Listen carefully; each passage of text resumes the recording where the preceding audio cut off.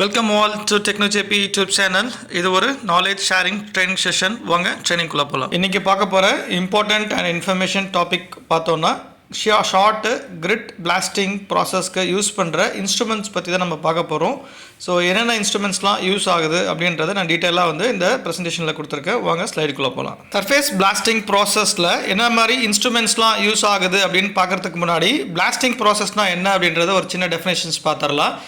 Surface blasting அப்படின்னா before painting R coating பண்ணுற process அது. சர்ஃபேஸ் பிளாஸ்டிங்கில் சாண்ட் பிளாஸ்டிங், ஷார்ட்டு, கிரிட்டு, அந்த மாதிரி ஸ்டீல் பிளாஸ்டிங், அந்த மாதிரி டிஃப்ரெண்ட் டைப்ஸ் ஆஃப் பிளாஸ்டிங்ஸ் இருக்குது. ஸோ ஹை ப்ரெஷர் வெலாசிட்டியில் இல்லை ட்ரம்லிங் இல்லை கேட் வச்சுட்டு நம்ம என்ன பண்ண போகிறோம்னா ஒரு சர்ஃபேஸ் மேலே பிளாஸ்ட் பண்ண போகிறோம் இந்த அப்ரெசிவ்ஸ் வச்சு. இப்போ பிளாஸ்ட் பண்ணும்போது ஒரு சர்ஃபேஸ் ப்ரொஃபைல் டெப்த்து ஃபார்ம் ஆகும், இல்லை ஒரு ஆங்கர் மாதிரி ஃபார்ம் ஆகும்.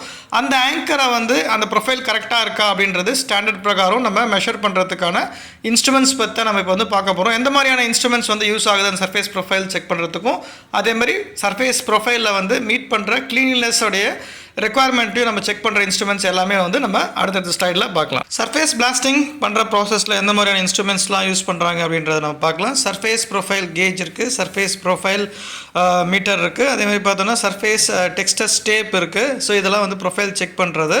அதேமாதிரி டஸ்ட் டேப் அப்படின்னு இருக்குது, அதே பிரசல் குளோரைட் டெஸ்ட் கிட் அப்படின்னு இருக்குது. அதுக்கப்புறம் பார்த்தோன்னா ப்ரெஷர் கேஜ் இருக்குது. ஸோ ஒவ்வொரு இன்ஸ்ட்ருமெண்ட்ஸோடைய ரேஞ்சஸ் என்ன, பர்பஸ் என்ன அப்படின்றத நம்ம டீட்டெயிலாக பார்க்கலாம். ஃபஸ்ட்டு இன்ஸ்ட்ருமெண்ட் அப்படின்னு பார்த்தோம்னா ஒரு சர்ஃபேஸை பிளாஸ்ட் பண்ணிட்ட பிறகு பிளாஸ்ட் பண்ண சர்ஃபேஸ் கரெக்டாக இருக்கா, ரெக்வயர்மெண்ட்டை மீட் ஆகுதா இல்லையா அப்படின்னு செக் பண்ணுற இன்ஸ்ட்ருமெண்ட் பார்த்தோம்னா சர்ஃபேஸ் ப்ரொஃபைல் கம்பேரட்டர். இதில் கிரிட் டைப் கம்பேரட்டர் இருக்குது, அதே மாதிரி ஷார்ட் டைப் கம்பேரட்டர் இருக்குது. ஸோ இதில் மைக்ரான்ஸ் ரேஞ்ச் பார்த்தோம்னா 25 மைக்ரான்ஸ்லேருந்து 150 மைக்ரான்ஸ் வரைக்கும் இருக்குது. இதோட கேலிப்ரேஷன் ஸ்டாண்டர்ட் ISO 8501 அண்ட் 8503. இது எதுக்கு பர்பஸ் அப்படின்னு பார்த்தோம்னா பிளாஸ்ட் பண்ணிட்ட பிறகு அந்த சர்ஃபேஸோடைய டெப்த்து அந்த ஆங்கர் ப்ரொஃபைல் கரெக்டாக மேட்ச் ஆகுதா இல்லையா அப்படின்னு செக் பண்ணுறதுக்காக பிளாஸ்ட் பண்ண சர்ஃபேஸ்க்கும் இந்த கம்பேரட்டர்லையும் மேட்ச் பண்ணி செக் பண்ணுறதுக்கு தான் இந்த இன்ஸ்ட்ருமெண்ட் யூஸ் ஆகும்.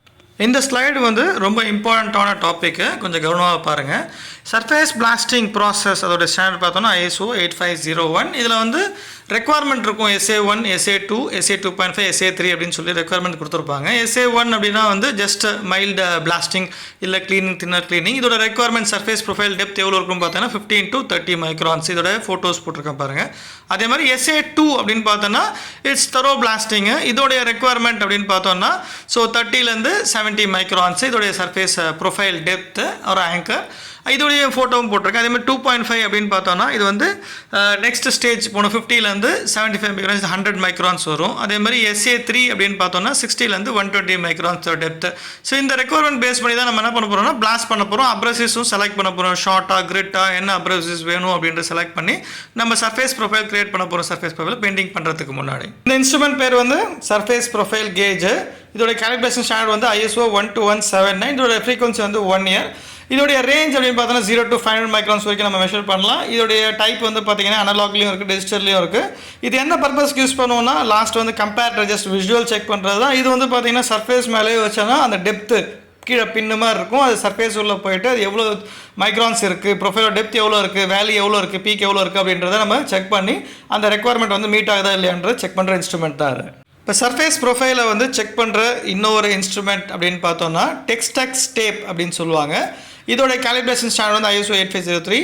இதோட ரேஞ்சஸ் அப்படின்னு பார்த்தோம்னா கோர்ஸ் இருக்குது, எக்ஸ் கோர்ஸ் இருக்குது. 12லேருந்து 120 மைக்ரான்ஸ் வரைக்கும் நம்ம ரெக்குவயர்மெண்ட் SA1 பார்த்தோம் இல்லைங்களா, SA2, SA3. இப்போ அந்த ரெக்குவயர்மெண்ட்டுக்கு மீட் பண்ணுற மாதிரி நம்ம டேப்பை பர்ச்சேஸ் பண்ணிட்டோம் அப்படின்னா அந்த டேப்பை ஃபஸ்ட்டு இனிஷியலாக பக்கத்தில் கொடுத்துருக்க சர்ஃபேஸ் கம்பேரட்டர் கேஜ் இருக்குது பார்த்தீங்களா, அதில் திக்னஸ் மெஷர் பண்ணிவிட்டு இல்லை அந்த திக்னஸ் நார்மலாக அதிலே கொடுத்துருப்பாங்க.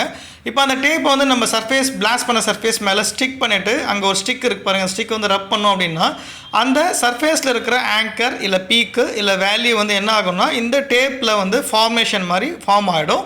அந்த ஃபார்ம் எடுத்துகிட்டு போயிட்டு அப்போ நம்ம திக்னஸ் பார்த்தோம் அப்படின்னு பார்த்தோம்னா அந்த இந்த ஏற்கனவே இருக்கிற திக்னஸ் மைனஸ் இப்போ இருக்கிற திக்னஸ் இனிஷியல் அதுக்கப்புறம் நம்ம ஸ்டிக் பண்ணிவிட்டு எடுக்கிற திக்னஸ் ஃபைனல் திக்னஸை மெஷர் பண்ணுவோம். அதை மைனஸ் பண்ணோம்னா நமக்கு ரெக்குவயர்மெண்ட் மீட்டாக இருக்கா அப்படின்றத நம்ம செக் பண்ணிக்கலாம். இதுதான் டெக்ஸ்டெக்ஸ் டேப், சர்ஃபேஸ் ப்ரொஃபைல் செக் பண்ணுற டேப்.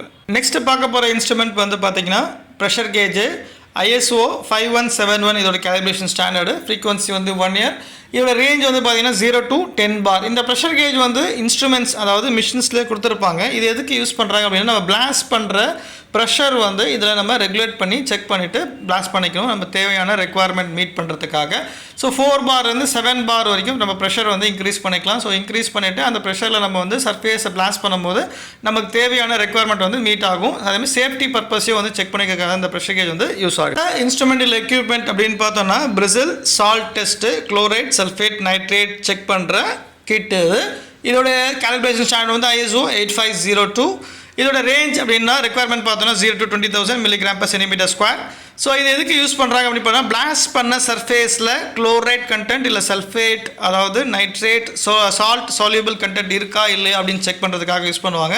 ஸோ அந்த மாதிரி ப்ரெசன்ஸ் ஆயிருந்தது சர்ஃபேஸ் ப்ரொஃபைல் அப்படின்னா பெயிண்ட் அடிச்சிட்ட பிறகு என்ன ஆகும் அப்படின்னா அடிஷன் போராக இருக்கும் இல்லை ரஸ்ட் ஃபார்மேஷன் கண்டாமினேஷன் ஆகிறதுக்கு சான்சஸ் இருக்குது. ஸோ அதுக்கு தான் வந்து பிளாஸ்ட் பண்ண சர்ஃபேஸில் இந்த லிக்விடை வந்து அதில் போர் பண்ணிவிட்டு கொஞ்சம் டைம் செகண்ட்ஸ் கொடுத்துட்டு அதுக்கப்புறம் அந்த லிக்விட் திருப்பி சக் பண்ணிவிட்டு அதுக்கப்புறம் நம்ம மீட்டரில் வச்சு செக் பண்ணோன்னா எவ்வளோ குளோரைட் கண்டென்ட் இருக்குது என்ன mg/cm² இருக்குது அப்படின்றது செக் பண்ணுறதுக்காக தான் இந்த கிட்டு. இந்த இன்ஸ்ட்ருமெண்ட் பார்த்தோம்னா டஸ்ட் டேப் கிட்டு.